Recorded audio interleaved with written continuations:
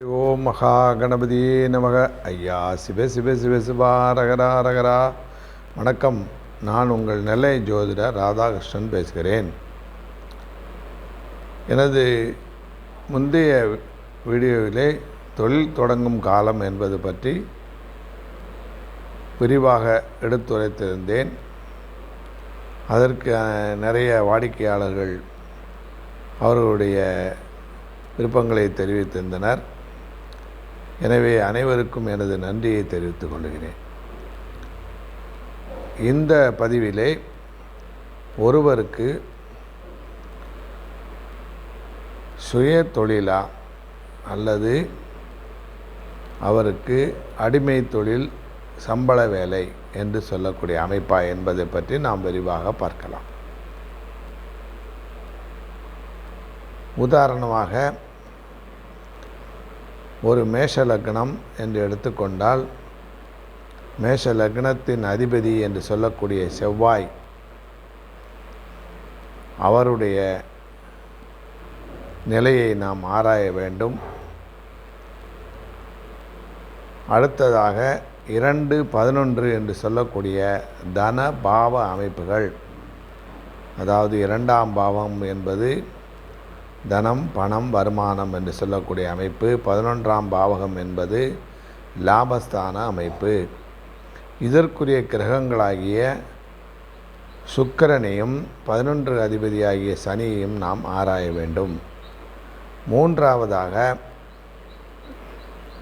10ஆம் அதிபதி என்று சொல்லக்கூடிய சனி பகவான் அவரே 11ஆம் அதிபதியாக வருவதனால் சனியை பற்றிய ஆய்வு தீர்க்கமாக நாம் முடிவு செய்ய வேண்டும். இந்த கோள்களுடைய நிலையும் இந்த பாவக அதிபதிகள் 1, 2, 10, 11 இவர்களுடைய நிலையையும் அவர்கள் இருக்கின்ற பாவகங்களுடைய நிலைகளையும் 10ஆம் பாவகத்தை பார்க்கக்கூடிய கோள்களினுடைய நிலையையும் அவை சுபக்கிரகங்களா அல்லது பாபக்கிரகங்களா என்பதை நாம் ஆராய்ந்து முடிவு செய்ய வேண்டும். அந்த அமைப்பிலே வரும்பொழுது, உதாரணத்துக்கு நான் ஏற்கனவே கூறியபடி மேஷ லக்னம் என்று சொல்லும் பொழுது 10ஆம் அதிபதியாகிய சனி 10 அல்லது 11 என்று சொல்லக்கூடிய அமைப்பிலேயோ அல்லது 2ஆம் பாவகம் என்று சொல்லக்கூடிய சுக்கிரனுடைய வீடாகிய ரிஷபத்திலோ அல்லது அவர் திக்பலம் பெற்று சுக்கிரனுடைய வீடாகிய 7வது வீட்டிலோ அமர்ந்து அவருக்கு நடக்கின்ற தசா புத்திகள் என்று சொல்லக்கூடிய அமைப்பு ஒருவருக்கு வருமானத்தை தரக்கூடிய காலங்களாகிய ஒரு 25 வயதில் இருந்து ஒரு 50 வயது வரைக்கும் அந்த பண வருவாயை தரக்கூடிய தசா புத்திகள் நடந்து இந்த கோள்களுடைய நல்ல சுபத்துவங்கள் நிலைமைகள் என்று சொல்லக்கூடிய அமையிலே சுப கிரகங்களாகிய சுக்கிரனோ குருவோ புதனோ அல்லது வேறு என்ற அமைப்புகளோ பார்வைகள் இருந்தால் அதற்கு ஒரு நல்ல அமைப்பாக அவருக்கு சுயதொழில் அமைய வாய்ப்புகள் நிறைய உண்டு. அடுத்ததாக அடிமை தொழில் சம்பள வேலை என்று சொல்லக்கூடிய அமைப்பிலே இதே மேஷ லக்னத்திற்கு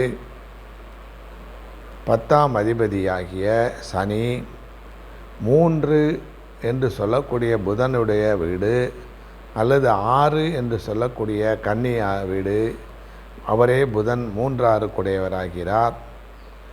அவருடைய சம்பந்தங்கள் பற்றி அந்த 3 அல்லது 6 அல்லது 12ஆம் பாவகம் என்று சொல்லக்கூடிய வெளிநாடு செல்லக்கூடிய அமைப்பு என்று சொல்லுவார்கள்.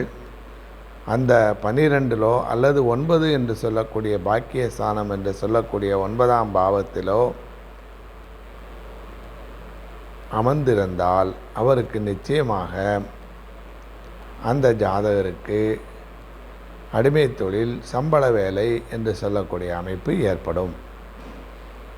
இவ்வாறு நாம் பார்க்கும் பொழுது அந்த அடிமை தொழில் வேலைக்கு உரிய தசா புத்திகளும் நடக்க வேண்டும். அத்துடன் அல்லாமல் அந்த சனியை பார்க்கக்கூடிய கோள்கள்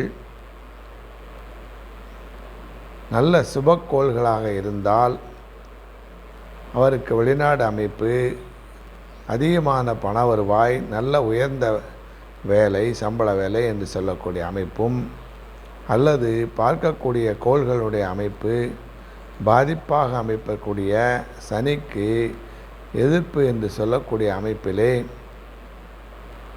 செவ்வாயோ அல்லது சூரியனோ அல்லது பாவக்கோள்களாகிய ராகுவினுடைய நிலைமையோ இருந்தால் அந்த அமைப்புகள் சற்று குறைவாக உள்ள சம்பளத்தில் உள்ள வேலை, உள்நாட்டிலே உள்ள வேலை என்று சொல்லக்கூடிய அமைப்பும் ஏற்படும். எனவே ஒரு ஜாதகத்தை பார்த்தவுடனே பொதுவாக அந்த லக்ன அதிபதியினுடைய பலம், அடுத்து லாபத்தை தரக்கூடிய 2ஆம் அதிபதி, 11ஆம் அதிபதியுடைய பலம் மற்றும் 10ஆம் அதிபதியுடைய பலம், இதை வைத்தே நாம் அவருக்கு அடிமை தொழிலா அல்லது சுய தொழிலா, வியாபாரமா, பிஸ்னஸா என்று சொல்லக்கூடிய அமைப்பை பார்க்க வேண்டும்.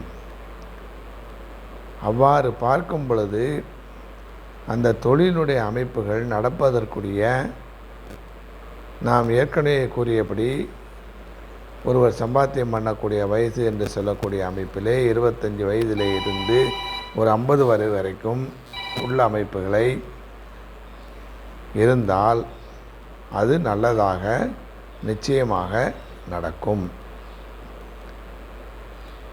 இதையெல்லாம் ஆராய்ந்து பார்த்து நாம் முடிவெடுக்கும் பொழுது நிச்சயமாக சரியான துல்லியமான பலன்கள் நடைபெறும். எனவே இதை என்னுடைய வாடிக்கையாளர்களும் மற்றும் என்னுடைய மாணாக்கர்களும் மற்றும் நண்பர்களும் அனைவருக்கும் பயன்படும் விதமாக இந்த பகுதியிலே நான் கூறியுள்ளேன். அனைத்து வாடிக்கையாளர்களும், நண்பர்களும் மற்றும் புதிய வாடிக்கையாளர்களும் எனக்கு என்னுடைய வீடியோக்களை பார்த்து பயன்பெறுமாறு கேட்டுக்கொண்டு, அனைவரும் மேலும் மேலும் எனக்கு ஆதரவு தந்து சப்ஸ்கிரைப் செய்து நன்மை தருமாறு கேட்டுக்கொள்கிறேன். நன்றி, வணக்கம்.